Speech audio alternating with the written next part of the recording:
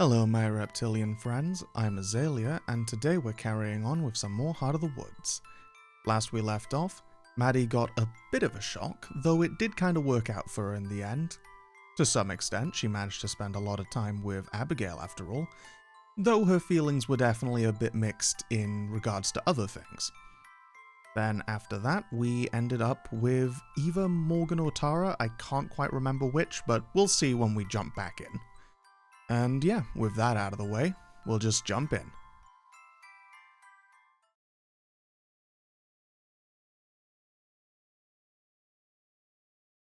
God damn it. We're in Evelyn's private drawing room.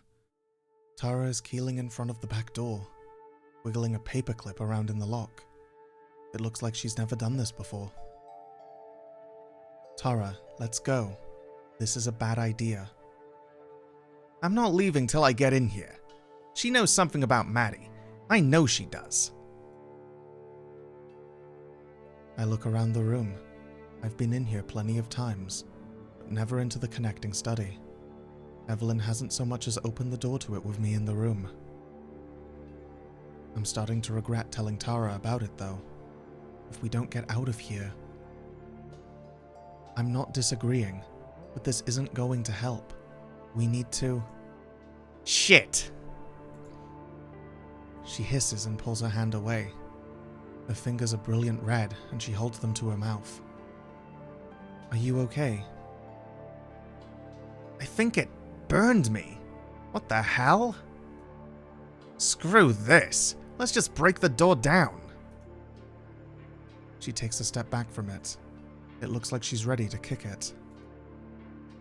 I put my hand on her shoulder. I really can't think of a worse idea right now. She'll just end up hurting herself. Listen to me. We have to get out of here. Trust me. She doesn't move to kick the door, but she also doesn't seem to have heard what I just said. If she hurt Mads, I'll kill her. Tara vibrates in my hands. In this state, there's no telling what she'd do if I weren't here to stop her. She'd probably be lighting a fire in the corner of the room or something by now. I can't let her get hurt anymore, though. I can't let anyone else get hurt. Listen, Tara, I've tried to force it open before. I think she has some kind of ward on it. No matter what we do, I don't think we're getting in there. I'm not sure what Tara hopes to find in there anyway. Even if it is locked, I doubt Evelyn is arrogant enough to leave any real clues lying around in there. There has to be some way in. There has to. We'll get at that office, and we'll find where she took Mads. I don't care how much weird magic bullshit Evelyn's got. We're gonna rescue Mads. She hasn't given up hope that Maddie's alive.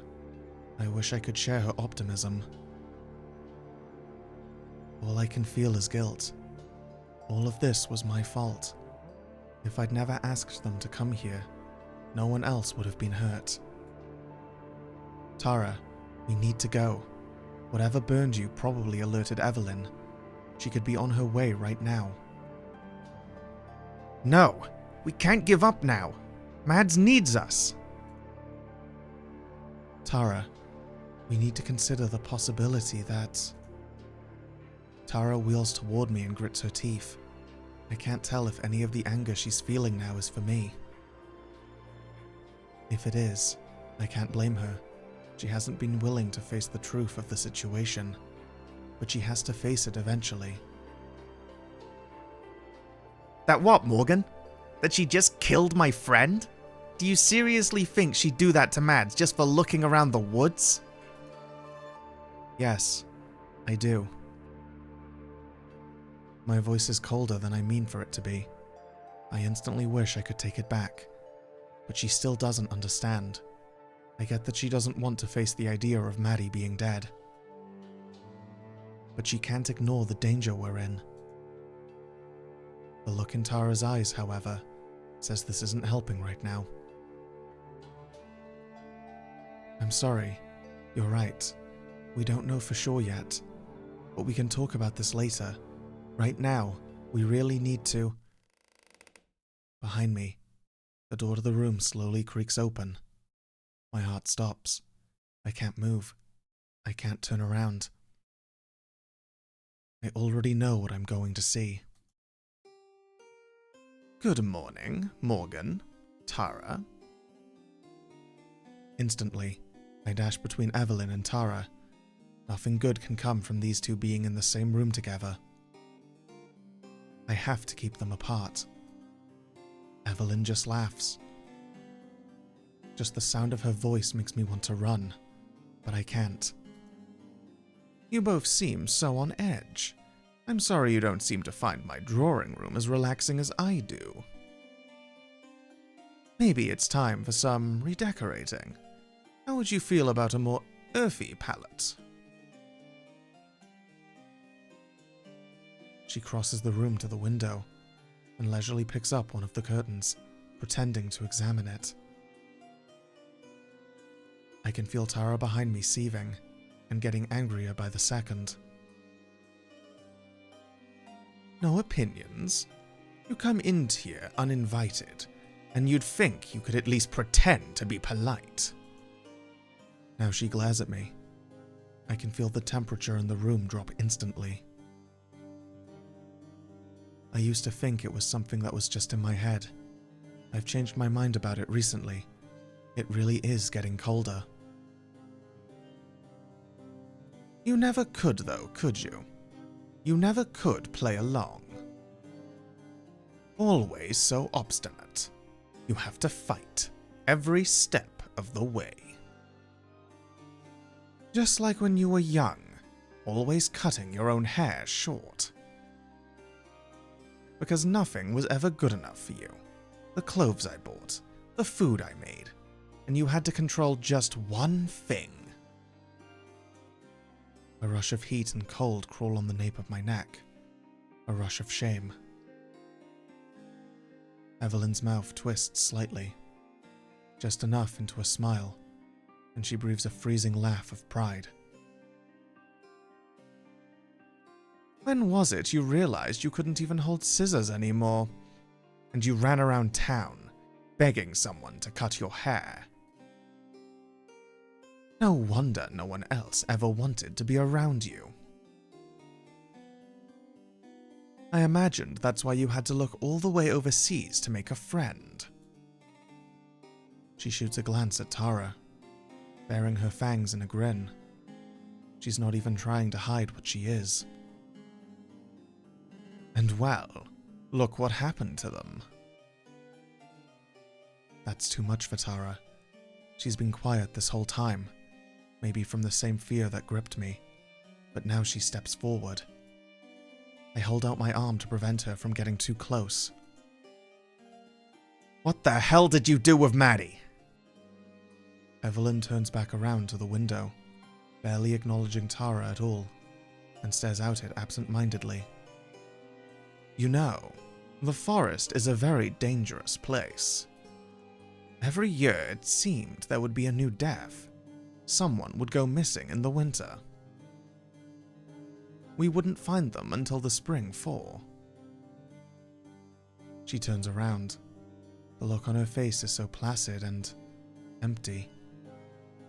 I've never seen anyone so completely devoid of empathy. That's why they're off limits now. That's why we have the curfew.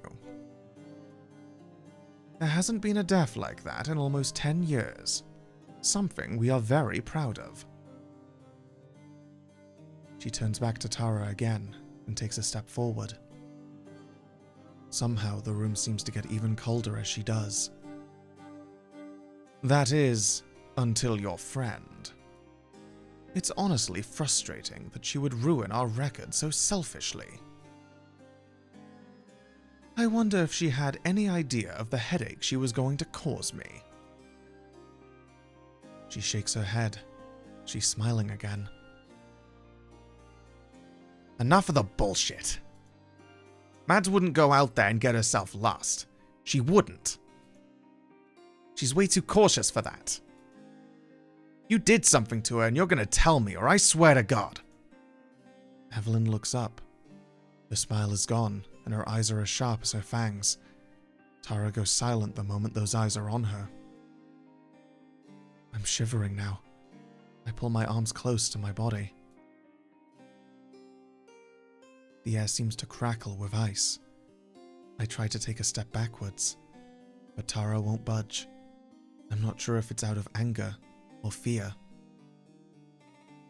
I've been so patient with you, Morgan. Endlessly patient.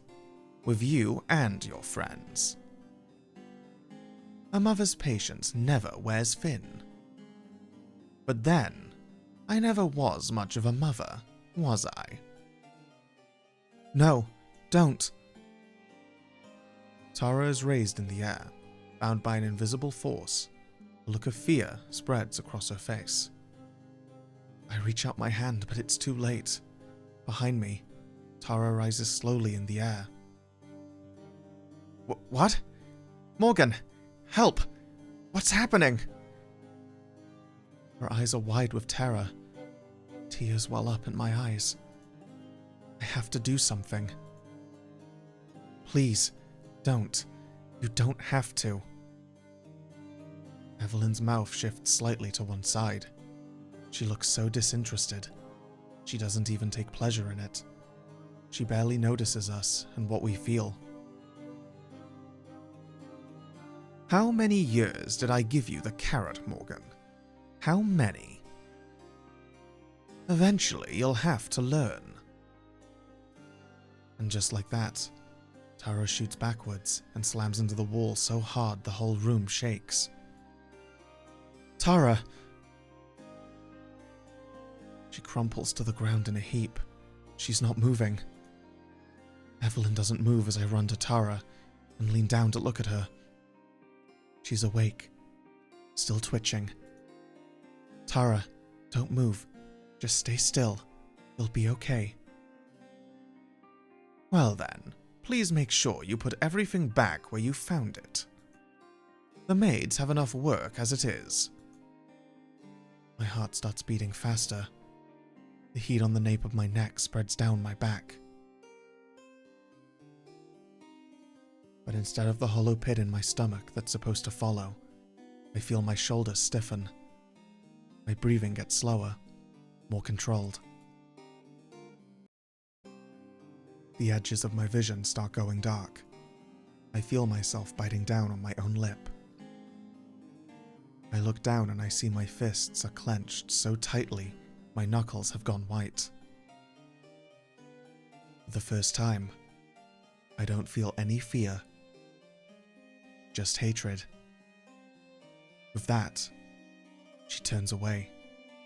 The room instantly returns to its normal temperature, but I'm still freezing. Her heels click on the hardwood and get quieter as she leaves. She stops at the door. Have a lovely day, girls. Evelyn disappears, and the door slams behind her. I still can't move. It isn't until Tara lets out a loud groan that I snap back to my senses. Are you okay? Did she break anything? I don't think so. Can you stand? She makes it halfway up before stumbling. I grab her and throw her arm over my shoulder. She winces and lets out a tiny whimper. Let's get back to the house. I've got a first aid kit in there. As long as I get to lay down, we can go wherever you want. Of course. You can use my bed. Come on. She takes a few shaky steps before leaning against me. It's a start. I think you're gonna have to take the lead on this one.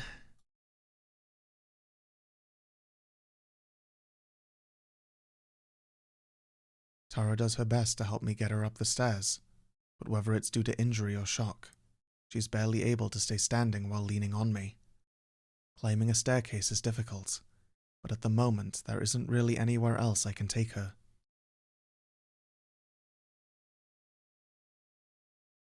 When I open the door to my room, Galadura is in the center of the bed, cleaning her paws contemplatively. She doesn't look up at us. Come on, let's get you on the bed. I half expect Tara to give me some kind of knowing look as she stumbles over to the bed. But she doesn't. She just nods weakly. Tara collapses face first over the sides of the bed. Galadura doesn't even budge as it shakes with the weight. She acts like she doesn't even notice. Galadura, move please. No response. She just continues slowly raking her tongue over her paws.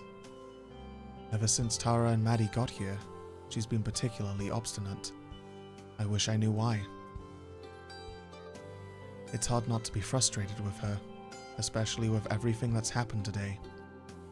I do my best to just gently force her to move by climbing onto the bed next to Tara. Galadura finally looks at me, paw held indignantly in the air.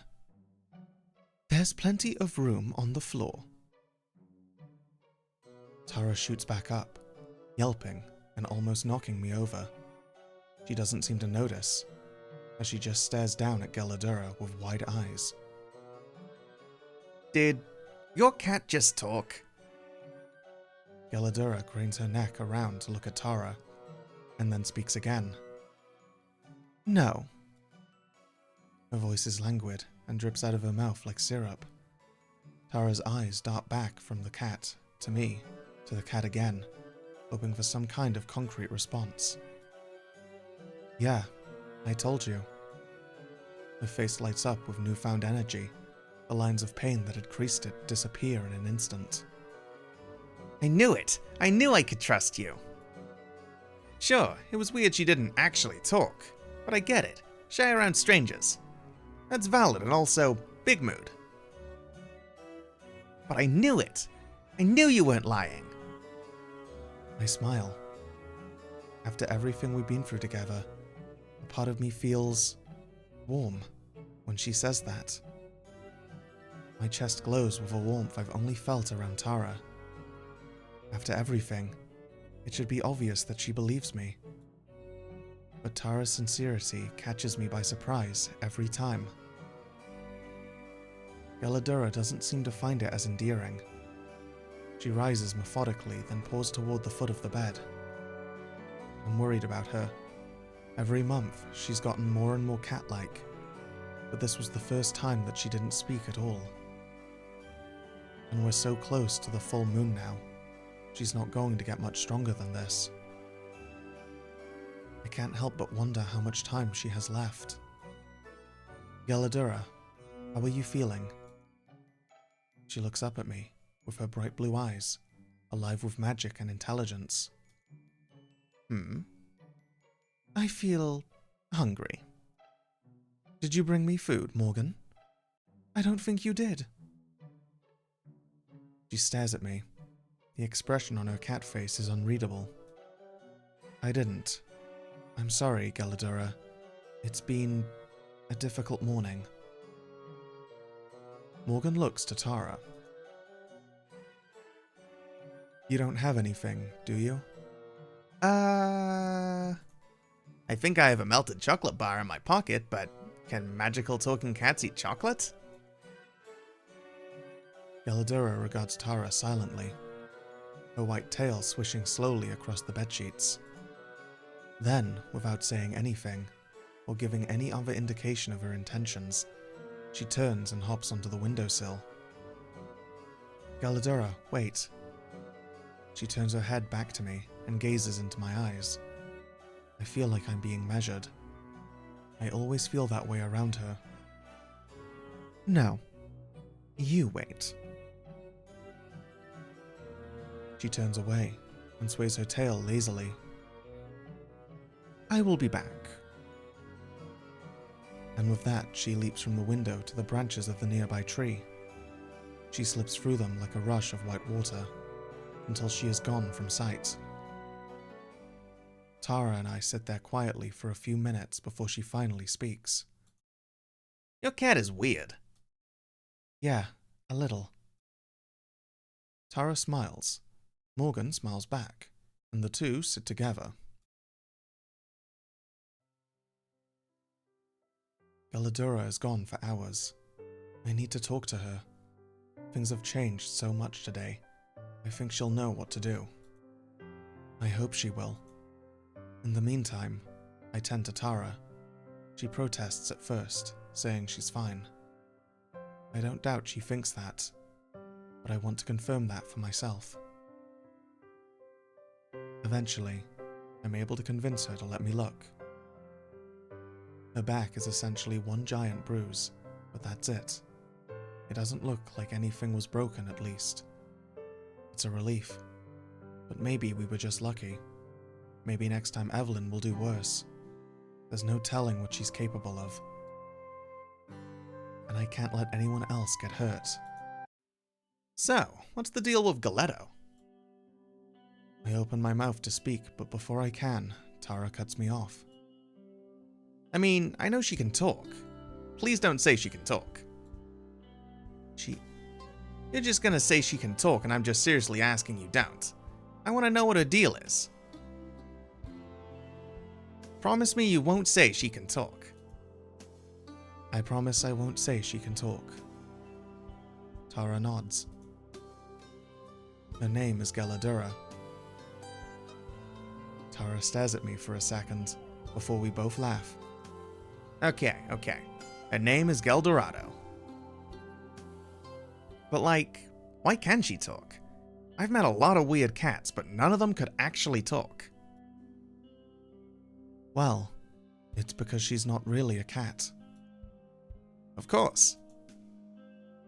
Tara tries her best to sound like she's completely understood the situation now, but it's obvious she hasn't.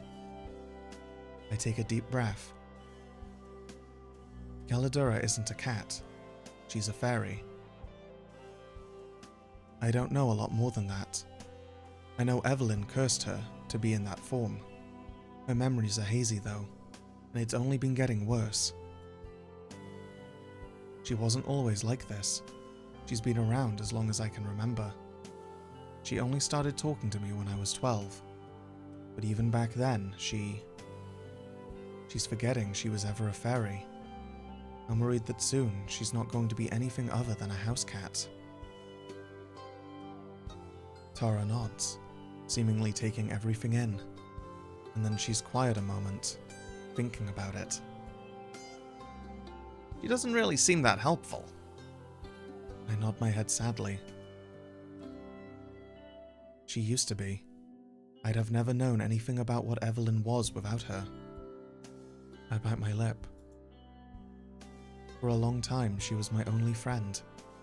She was the only one I could really trust. I still believe in her. I still believe she can help. I look away. Even if I'm telling her my story, there's still so much I'm not ready to share about growing up here. I don't know if I'll ever be ready. I know it sounds like I was just a lonely kid looking for a friend, but I promise she has the knowledge we need in there somewhere. Tara starts to lean toward me while letting out a grunt of pain as she moves.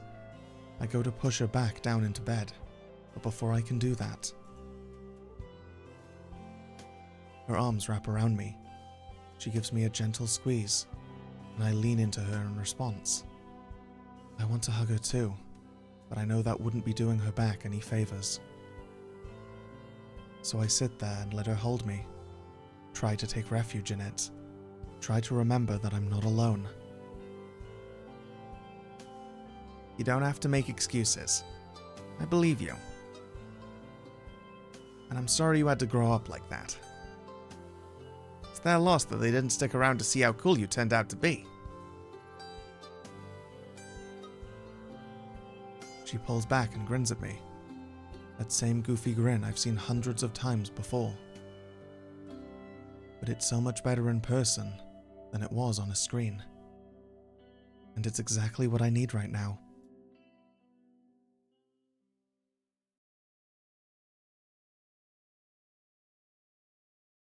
Tara and I wait out the day watching dumb videos on the internet, trying to take our minds off things, if only for a moment. They take longer to buffer than to watch. It's dark by the time Galadura slips back through the window. She's quiet, but even if I hadn't seen her, I'd still know she was there. Something about the air in the room changes when she enters it, the same as Evelyn. Galadura thinks they were close once. She doesn't know how, but I believe her. Hello, Galadura. Meowdy. Morgan stops slightly at Tara's greeting. How was your hunting? She looks at me, and if ever a cat could give a self-satisfied grin, I swear she would right now. Her voice seems to luxuriate in it. It was good, Morgan. Much better than your hunt this morning. She jumps into my lap and rubs her head against my hand.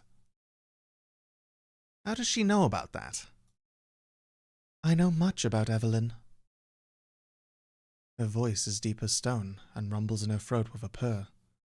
She stops rubbing on my hand for a moment and looks up at me. And Evelyn knows everything about you. What did you think would happen, cursed child? I hate when she calls me that. I've spent years dealing with it looming over me, and the last thing I want is her rubbing it in. Even more, I hate that she's right.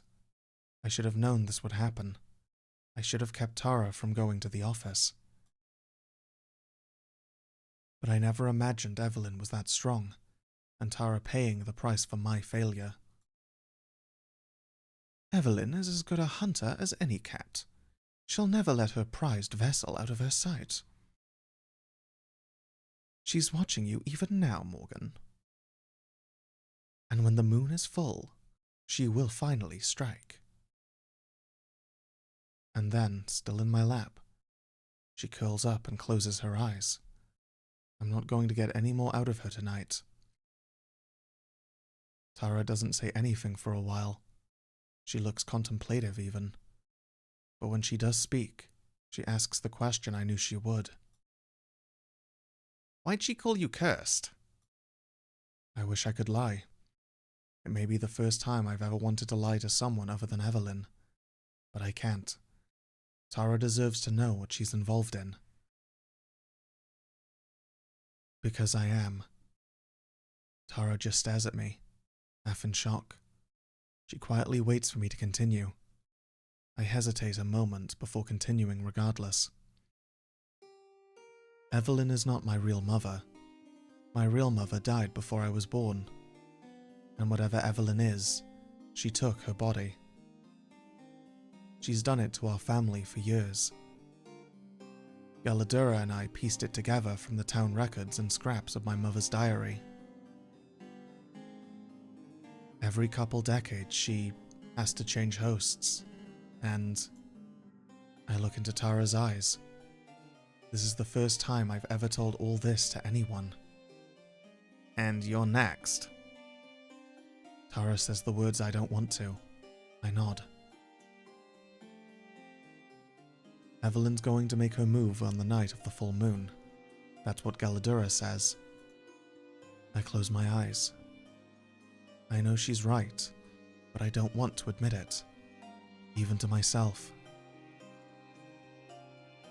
The full moon is so close. And then I feel a hand, gripped tight on my own. I open my eyes and I see Tara staring back into them. Wow, that's a lot. And it's really hard for me to know what to say here, but thank you for telling me. We're gonna stop Evelyn, and it has to be before the moon is full, for whatever reason. Then we'll do that and we'll save Mads. We'll stop her, I swear. She's smiling so big and so broad, and she sounds so damn confident I want to believe her. More than anything, I hope she's right. For the first time in my life, I want to trust someone.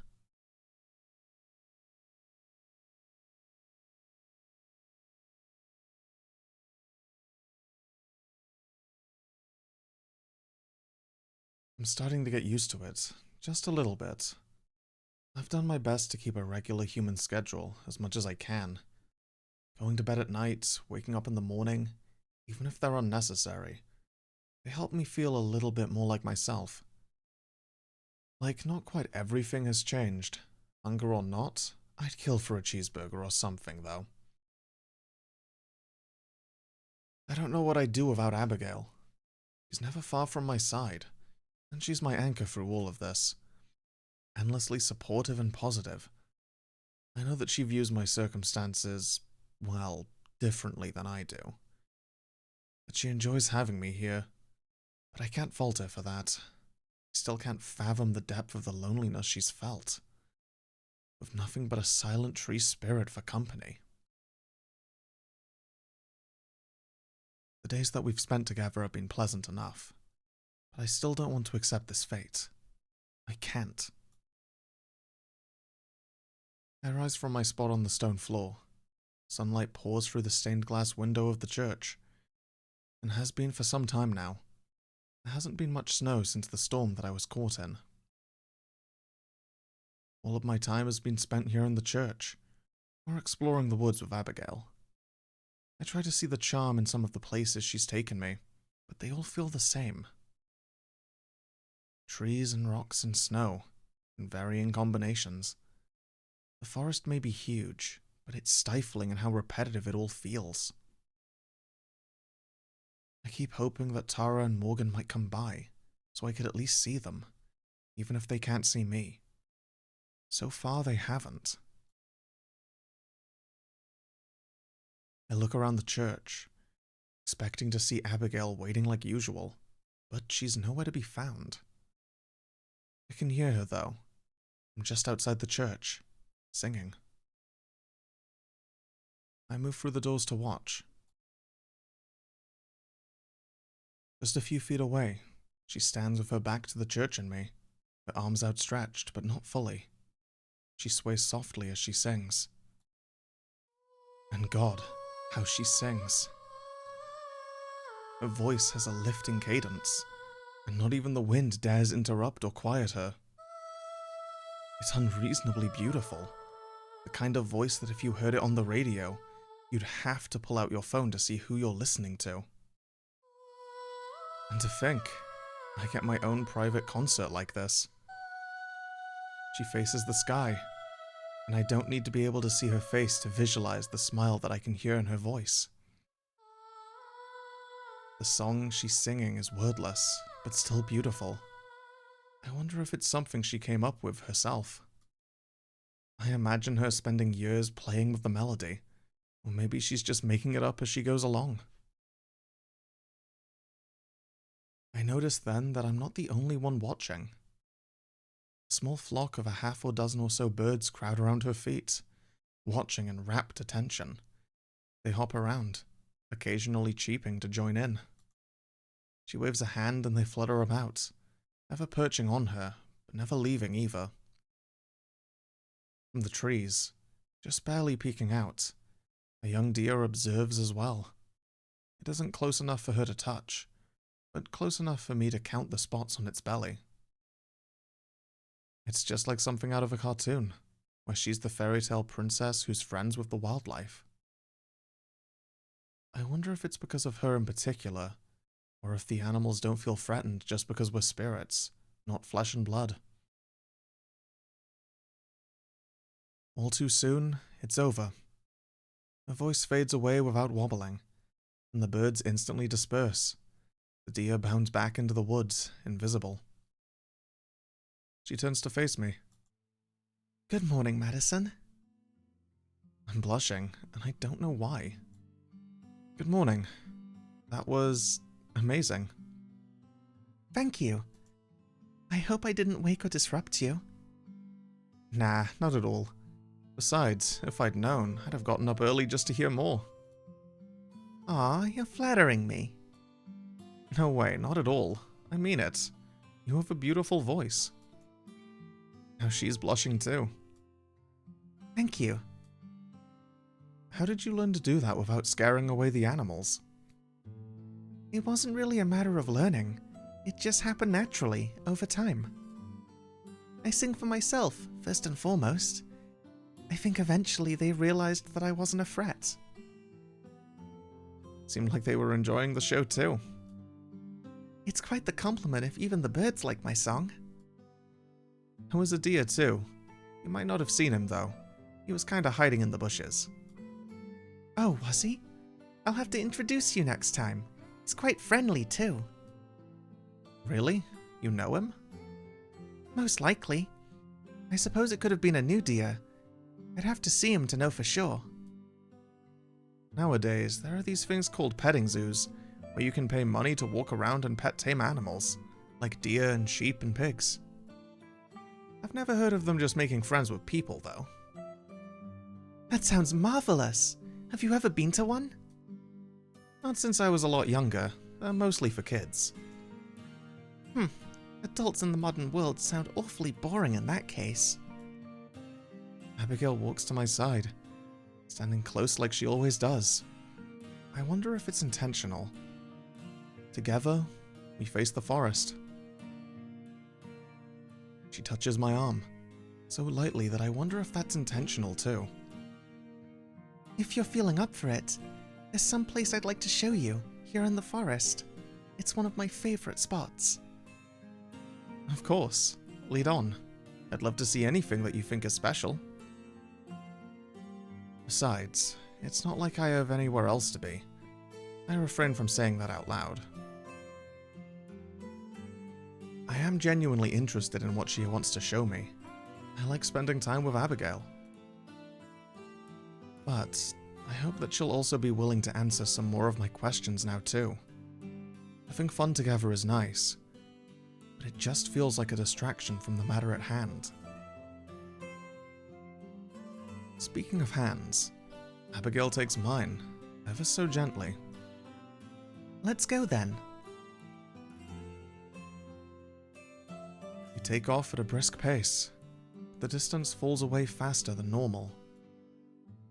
I'm borne along by her boundless enthusiasm, and surely more than a little magic. Trees fly by at a blur, impossibly fast. It's like being on the train again. Like snowflakes, they melt into my vision faster than I can really notice. The speed is some gift of the forest, I imagine. A consolation for what it's done to me. Our footsteps are formless against the snow. We're walking in the air. It's the same as when I first met Abigail. That feeling like an eternity ago. For at least a couple hours more, I try to push those thoughts away so I can enjoy whatever it is she wants to show me. I want to enjoy this, for my own sake. For her sake too. I have trouble thinking of anything other than her. The gentleness of her grip, the light and joyful way she moves across the ground, the certainty with which she pulls me forward. Every so often, she turns around to make sure I'm still there, though I'm sure she's very aware of our interlocked fingers. I know that I am. Guess I can add that to the ever-growing list of feelings to sort through. The forest shifts even faster than it did a few days ago, when we went to visit the spirit. It changes too fast for me to keep track of any reference points. If I try to focus on one spot for too long, I get a little dizzy. So I stop focusing on that, and just go with the flow. Eventually, Abigail slows our pace, and the passing of the forest reverts to a normal rate as well. At first glance, it seems like any other part we've visited. But when I look closer, I start to notice small differences. Some trees are devoid of snow, with piles of it beneath them as if someone brushed them clean. Others are decorated with strange paint-like streaks of color, mostly blue, but some are white. On other trees, icicles dangle from the branches and give off a strange glow. When I approach to examine one, the glow dims. Abigail pays it no mind. This must not be strange to her either. I hurry to catch up, though she's only gotten a few steps away. We're almost there. It's just up ahead. Through the trees, I can already see where she's taking me. Splashes of brilliant pink peek out just ahead, mostly obscured by the barren brown trees. I don't even have time to be curious about what they are before we arrive. A splendid grove of colourful trees spreads out before us, surrounding a small pond that must be enchanted. The leaves that hang from the trees are salmon pink, flecked with flickering lights. Lavender bushes crowd their bases, sparkling with dew or magic. While snow covers the ground all the way up to the shores of the pond, the trees themselves are devoid of it, much like the forest spirit's home. I wonder if the two are related somehow. Even more remarkable, though, is that the pond itself is also unfrozen. Its glassy surface is smooth, save for the occasional ripple that spreads across.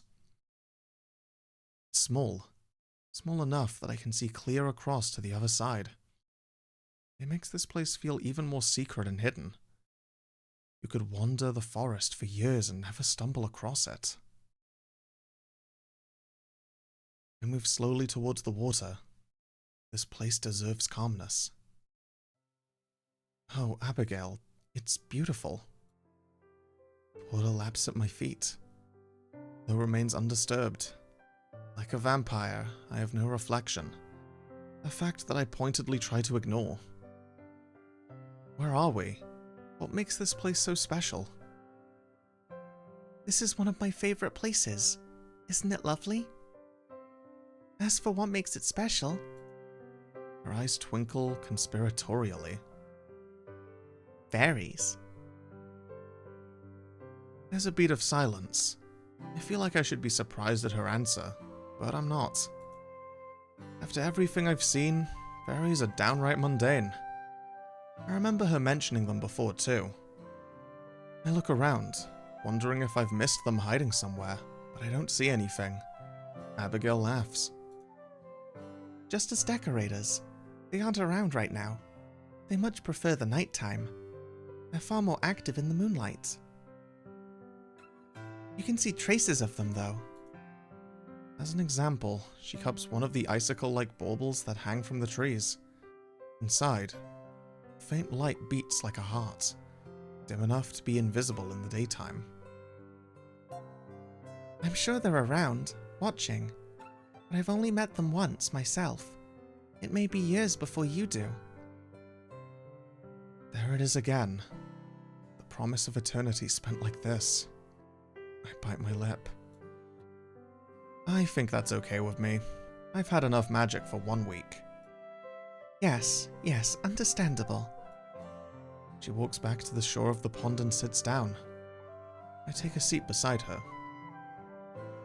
Really though, thank you for bringing me here. It's nice. I'm glad. I wanted to show you that not everything about it is bad. That Unlife does have its own little moments of niceness. I look at her, but she's staring pointedly away, towards the pond. Her cheeks redden a little bit. Unlife is a good word for it. Do you think so? I worried, before you woke up, that I would have forgotten how to speak, or forgotten words. To talk to myself, to keep in practice, waiting for a day where I would meet someone again.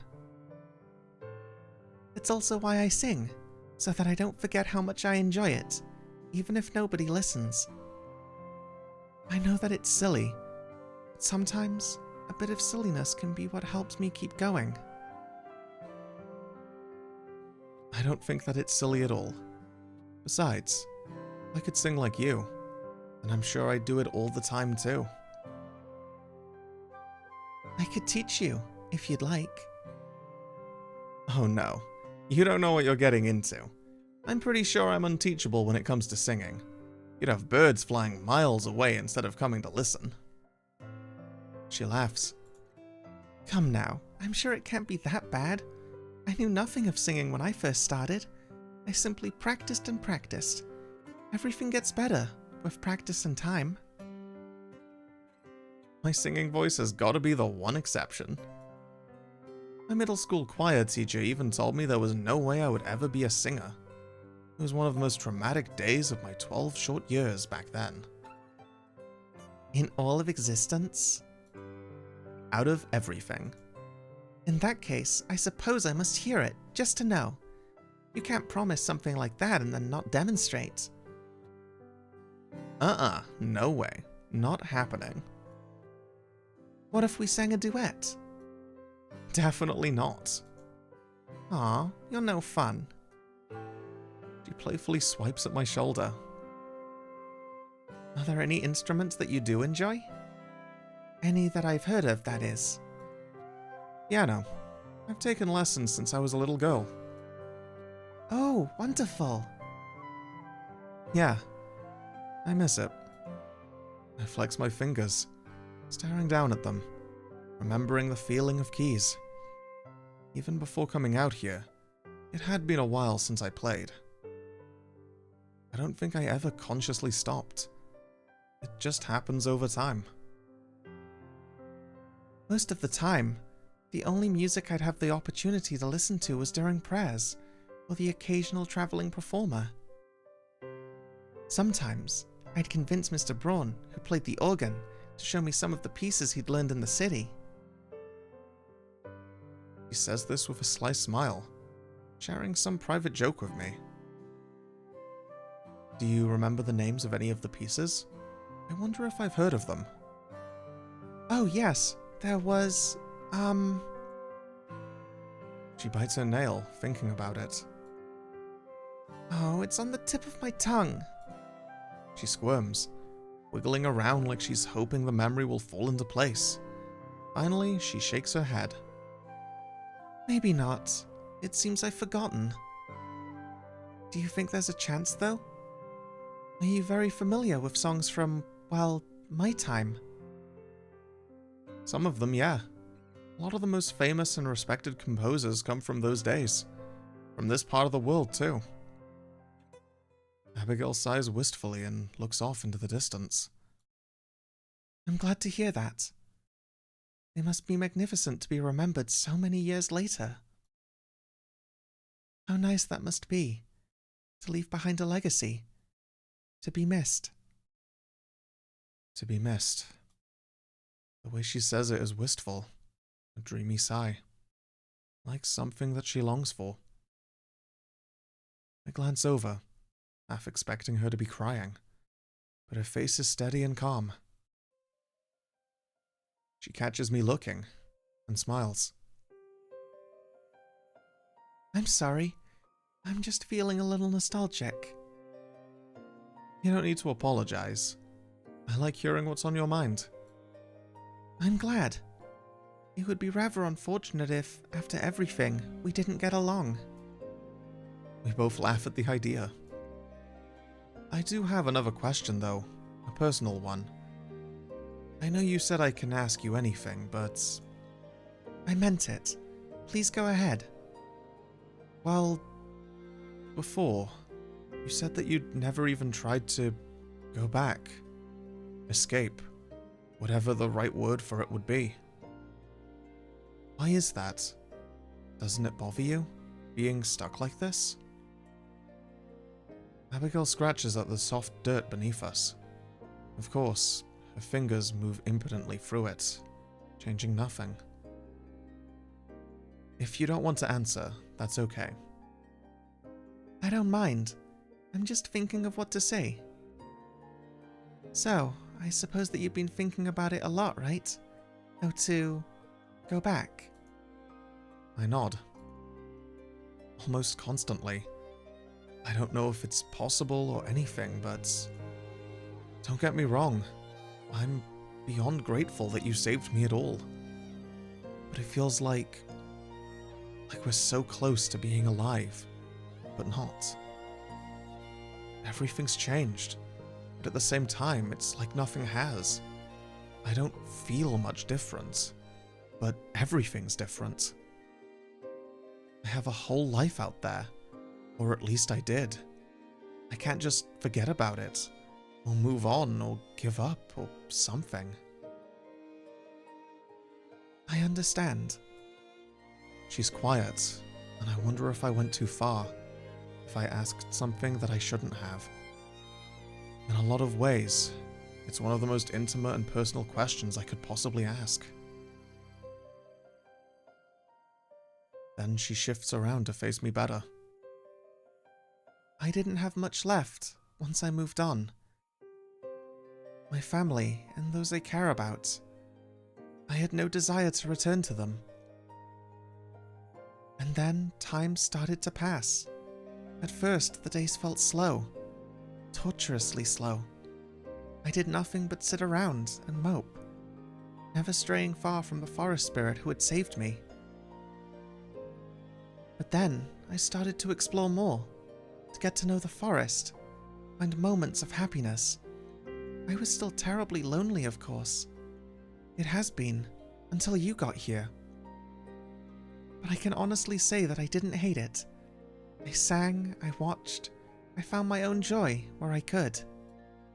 Eventually, time left me behind. The people I had known grew old and died. I'm sure many forgot about me, long before I forgot about them. At some point, there was nothing for me to want to go back to. The rest of the world outside this forest is just a maze that I don't know how to navigate. Here, in the forest, I know nearly all there is to know. There's no grief, or loss, or pain. There's just peace. Before I can respond, she stands up, brushing away imaginary dirt from her gown. Would you feel up for another walk through the woods? Perhaps this time I can show you where the wisest, most handsome-looking owl nests. It's been so long since I've said hello to him. She offers me a hand. I take it, and the obvious subject change, and she helps me to my feet. Sure, let's go. With a smile, she leads me back towards the trees.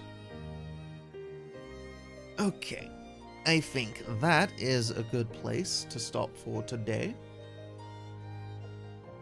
Definitely been reading a bit longer than I normally do recently. I do want to actually try to be reading longer for these episodes, because I wasn't quite liking the last 3, I think. Yeah, the last, maybe even 4. The last 3 or 4, they've all been like under 45 minutes about, if not less than. So I want to try and get back to closer to 50 minutes, an hour, maybe even over an hour. That I think's the goal. And yeah. This was definitely a pleasant read near the end. It definitely didn't start off pleasant with all the stuff Evelyn was doing. But we got a more... Granted, it's a bit downtrodden in places, but it's definitely a lot more feel-good than the start was of today's episode. So yeah, I hope everyone who joined today has enjoyed, and I'll catch you all next time. Bye bye.